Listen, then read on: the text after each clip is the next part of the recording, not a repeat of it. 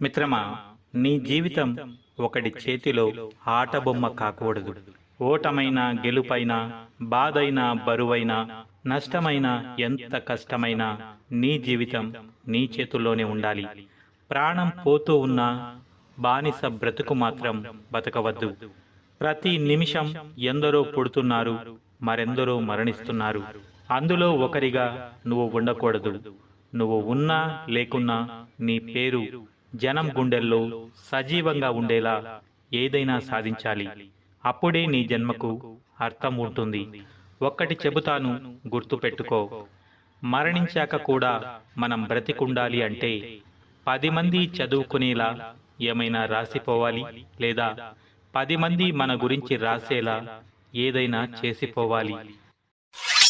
మిత్రమా, నువ్వు మాత్రమే బ్రతకాలంటే ఉద్యోగం మాత్రమే చేసుకో. కానీ నువ్వు జీవితంలో ధనవంతుడు కావాలంటే మాత్రం ఏదైనా వ్యాపారం ప్రారంభించు. ఉద్యోగం అనేది నిన్ను మాత్రమే బతికిస్తుంది. వ్యాపారం 10 మందికి ఉద్యోగాలు ఇవ్వడానికి పనికొస్తుంది. నీతో పాటు వాళ్లను కూడా బ్రతికిస్తుంది. ఎవడి దగ్గరో నువ్వు నిరూపించుకోవడానికి పని చేసినన్ని రోజులు నువ్వు ఎవరో ఒకరి కింద పని చేస్తూనే ఉండిపోతావు.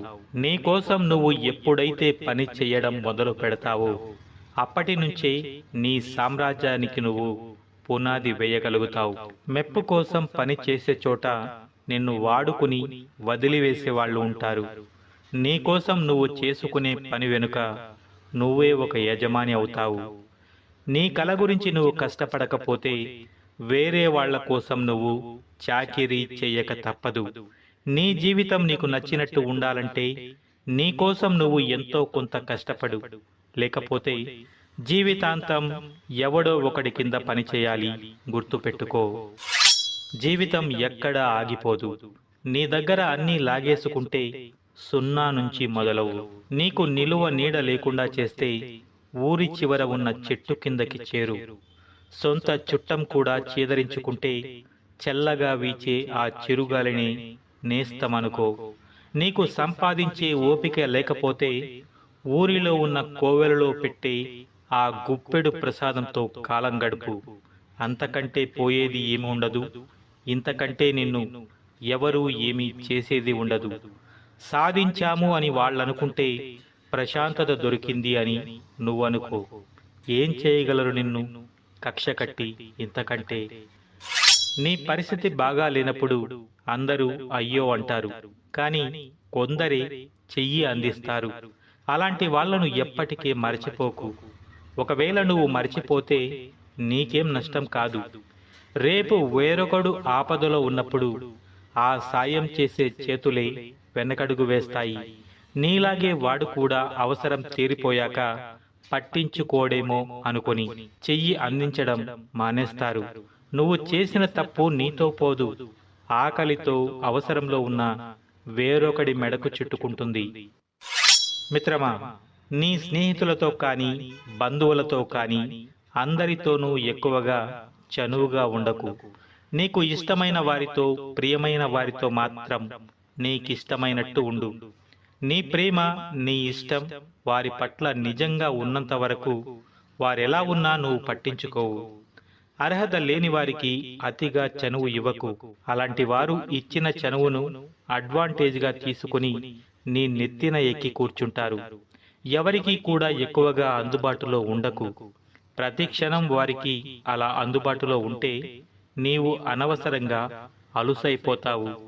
ఎవరితో ఎలా కలిసి ఉండాలో, ఎవరిని ఎక్కడ ఉంచాలో, ఎవరితో ఎంతవరకు ఉండాలో ఇలాంటివన్నీ నువ్వు అనుభవం మీదే నేర్చుకోవాలి. ఇంట్లో కుక్క మొరిగినంతగా వీధిలో కుక్క మొరగదు. అలాగే మన అనుకున్న వాళ్లే మన గురించి. గుడ్డిగా ఎవరిని అంత తొందరగా నమ్మకూడదు.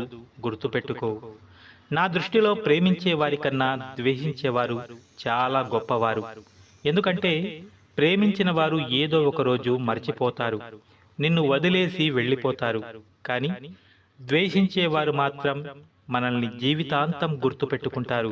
ఎందుకంటే మన వెనకాల గోతులు ఎలా తవ్వాలో ఆలోచిస్తూ ఉంటారు. ఇలాంటి వాళ్ళకి చాలా గౌరవం, మర్యాద ఇవ్వాలి.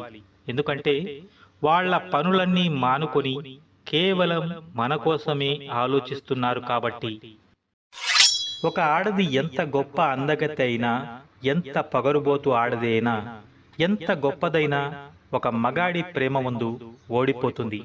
అలాగే ఒక మగవాడు ఎంత గొప్పవాడైనా, ఎంత ప్రేమించేవాడు అయినా, ఎంతటి మన్మధుడు అయినా ఒక ఆడదాని కామం ముందు ఓడిపోతాడు. ఒక ఆడది సంతోషంగా బతకడానికి ఆస్తులు అంతస్తులు అవసరం లేదు. భర్త అనేవాడు పక్కన ఉంటే చాలు. కష్ట సుఖాలలో కలిసి పాలు పంచుకుంటూ ఎంతటి కష్టం వచ్చినా నీకు నేను ఉన్నాను అని భరోసా ఇచ్చే భర్త తన పక్కనుంటే ఆ స్త్రీకి ఇంకేమీ అక్కర్లేదు.